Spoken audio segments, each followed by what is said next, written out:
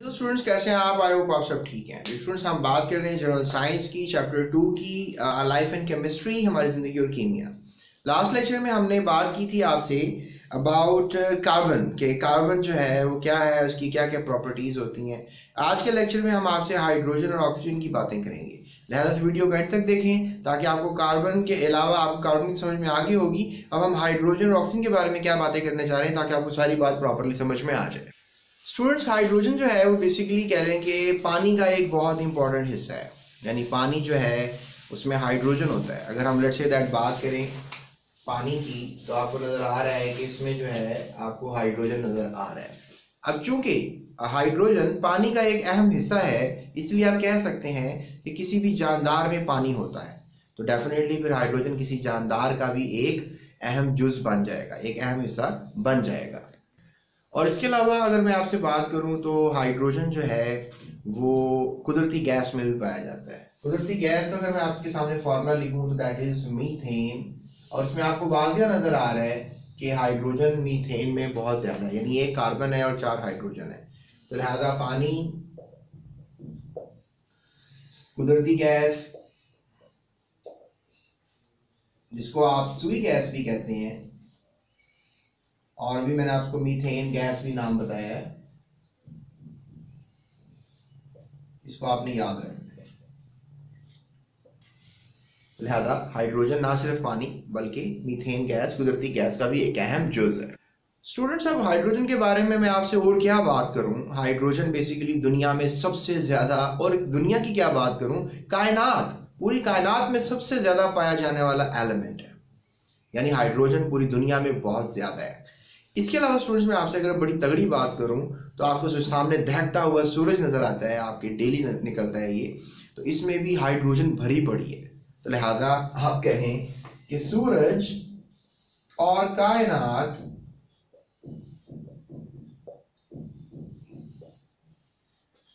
Hydrogen से भरी पड़ी है। लिहाजा सूरज, कायनात, सब चीजें जो है हाइड्रोजन से बनी है। तो हाइड्रोजन एक बहुत अहम एलिमेंट है। इसके बारे में स्टडी, कम से कम ये बातें तो आपको पता होनी चाहिए जो मैंने बता दी। तो आपको सवाल आएगा कि आप हाइड्रोजन के बारे में क्या जानते हैं, तो आप अपने से ही लिख लीजिएगा कि हाइड्रोजन पानी का अहम जुज है, हाइड्रोजन कुदरती गैस का अहम जुज है, हाइड्रोजन कायनात और सूरज का एक बहुत अहम जुज है। इसके अलावा जो आपको बातें याद रह जाए वो आप लिख दीजिएगा।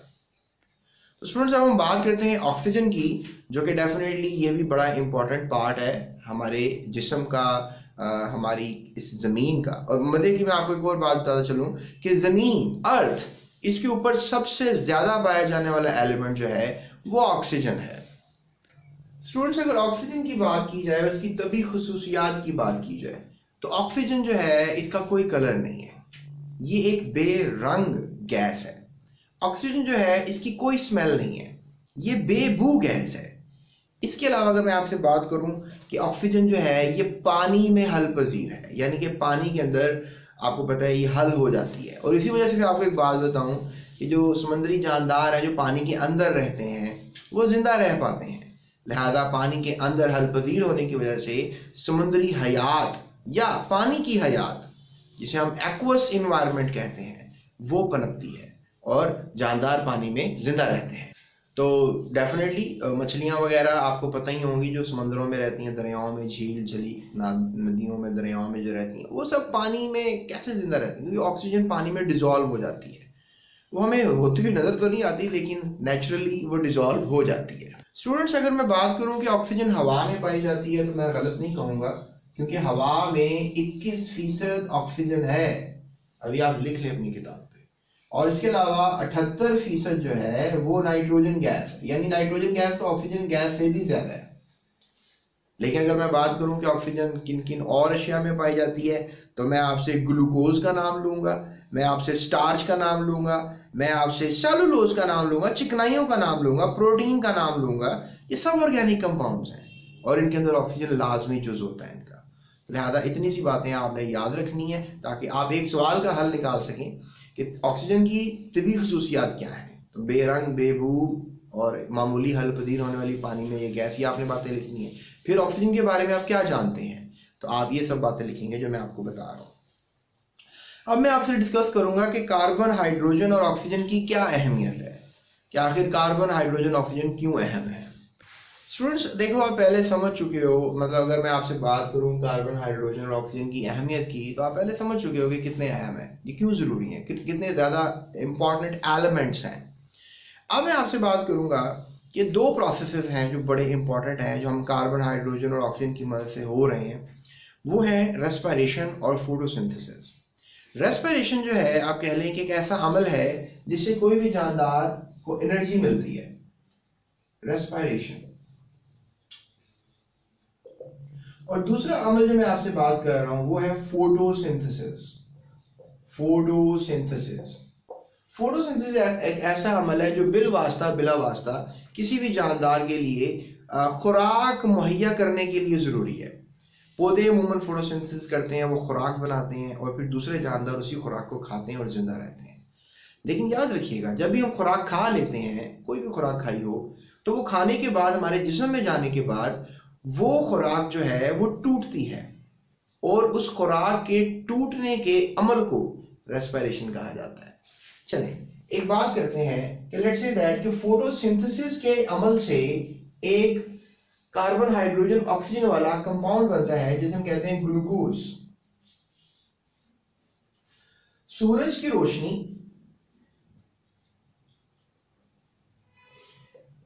और एक कह लो कि पत्ते जो होते हैं, उनके जो खुली होते हैं, सेल्स होते हैं, उसके अंदर एक मॉलिक्यूल होता है क्लोरोफिल।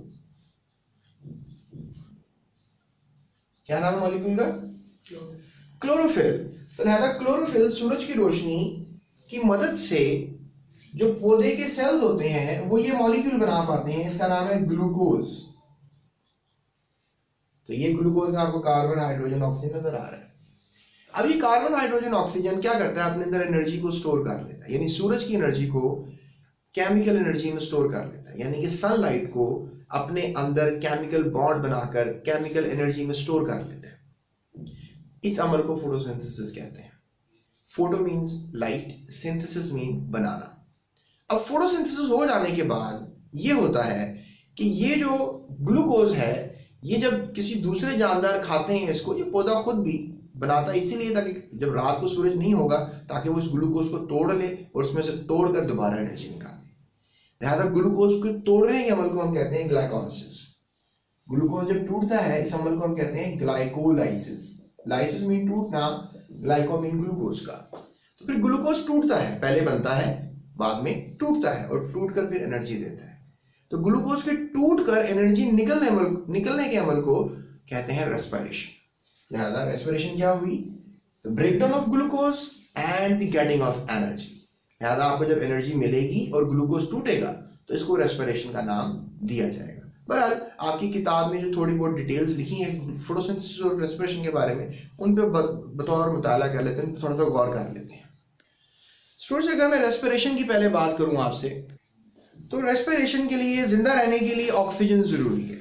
यानी आप सबसे पहले तो ये बात दिमाग में रखो कि अगर आपने जिंदा रहना है तो उसके लिए ऑक्सीजन जो है वो जरूरी है। तो ये मैं इसलिए कह रहा हूं क्योंकि रेस्पिरेशन में ऑक्सीजन का बहुत बड़ा किरदार है। यानी कि अगर मैं आपको रेस्पिरेशन समझाना चाहता हूं, जो मैंने समझाया ग्लूकोज के टूटने का अमल, तो ग्लूकोज ने टूटना है, लेकिन आप याद रखिएगा कि ऑक्सीजन की मदद से टूटना है। अगर ऑक्सीजन नहीं होगा तो फिर ग्लूकोज नहीं टूटेगा। तो लिहाजा इसलिए मैं कह रहा हूं कि रेस्पिरेशन के अमल के लिए क्या चीज जरूरी है? ऑक्सीजन जरूरी है। अब रेस्पिरेशन के अमल में ग्लूकोज टूटता है, ग्लूकोज भी जरूरी है, लेकिन उससे ज्यादा जरूरी है ऑक्सीजन, क्योंकि ग्लूकोज है, ऑक्सीजन नहीं है, तो फिर रेस्पिरेशन नहीं हो सकती। लिहाजा ग्लूकोज नहीं टूटेगा। तो ग्लूकोज टूटने के लिए ऑक्सीजन का होना जरूरी है।